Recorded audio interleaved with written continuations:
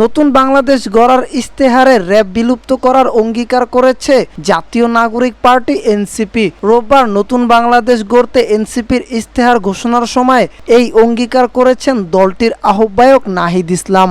এনসিপির ইশতেহারের ৬ নংয়ে জনবান্ধব আইনশৃঙ্খলা বাহিনী গড়ার প্রতিশ্রুতি দিয়েছেন। এ সময় নাহিদ ইসলাম বলেন, আমরা র‍্যাব বিলুপ্ত করব, একই সাথে গোয়েন্দা সংস্থাকে রাজনৈতিক স্বার্থে ও মানবাধিকার লঙ্ঘনের ব্যবহার বন্ধ করতে সুস্পষ্ট আইনি কাঠামো তৈরি করব। তিনি আরো বলেন, আমরা এমন এক বাংলাদেশ গড়তে চাই যেখানে কোনো আইনশৃঙ্খলা রক্ষাকারী বাহিনী আর সাধারণ মানুষকে ভয় দেখিয়ে ওয়ারেন্ট ছাড়া তুলে নিয়ে যেতে পারবে না। পুলিশ ও আইনশৃঙ্খলা বাহিনীর রাজনৈতিক অপব্যবহারের বন্ধে ও তাদের বদলি পদায়ন স্বচ্ছ ব্যবস্থা চালু করতে একটি স্থায়ী পুলিশ কমিশন গঠন করব।